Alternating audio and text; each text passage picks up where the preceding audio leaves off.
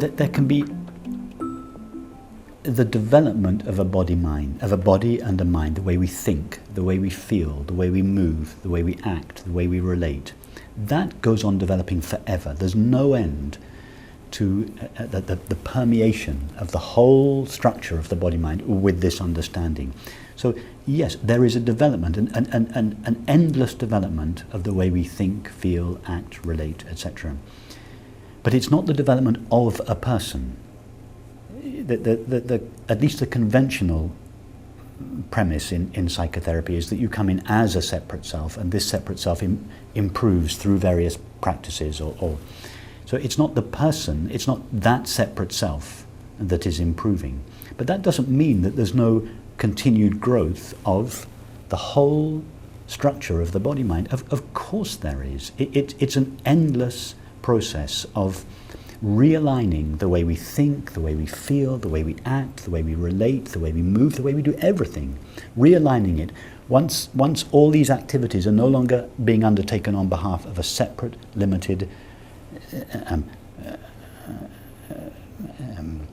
fearful, lacking sense of self. But all these activities are now gradually being realigned and are being undertaken on behalf of, or as an expression of, the peace and the love and the understanding that is inherent in what we are.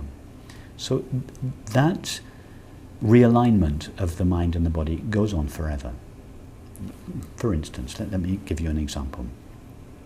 I did a meeting here, the meeting I did a few days ago, and I gave a sort of introduction, and then we opened it up for questions, and then I got the red card flashed at me. You've got 2 more minutes, and there were 4 hands going up in the room. So I was answering questions quicker and quicker, and then right at the last minute, someone said something like, asked me a question about mantra meditation.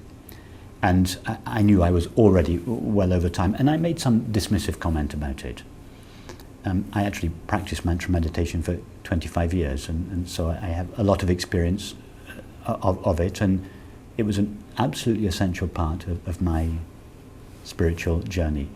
That doesn't mean to say that I would recommend it for everyone, but I would never suggest anyone stop doing it if they wanted to do it. However, I had 20 seconds to answer, and I didn't want to go there because I could tell the question was a little bit, it wasn't really in line with the drift of where we were going. It was, and I had 10 or 20 seconds, so I just said, oh no, that's like this. And then the meeting came to an end. And then afterwards I thought, that was a little dismissive. If I had had 10 minutes, I would have qualified what I had said. I would have, so that she didn't feel, and I thought afterwards, anyone in the room who practices mantra meditation must have thought, oh wow, okay, he's just totally dismissed my practice. And I realized that was insensitive. So I thought, okay, if you're in a position of someone speaking about these things, you have to be careful the way you do that. I think, okay, next time, if I had to do that again, I wouldn't answer like that. I would have answered in a way, I would have said what I feel about meditation, but I would have kept her on board. I wouldn't have. So that's a tiny example. That can happen any time in life. Something happens and you think, oh, what was expressed, what came out, didn't really express my understanding. So that was an old habit of the mind, a little bit too quick, a little bit sharp.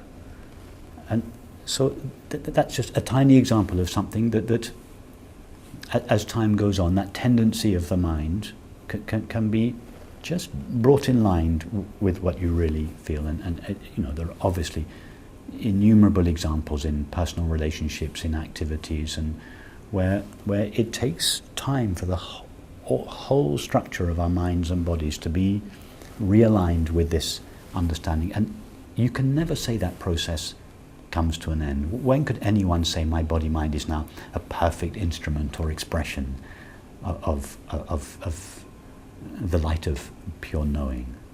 I don't think one could ever say that, because who knows what's round the corner when some old habit is going to be triggered by someone or something.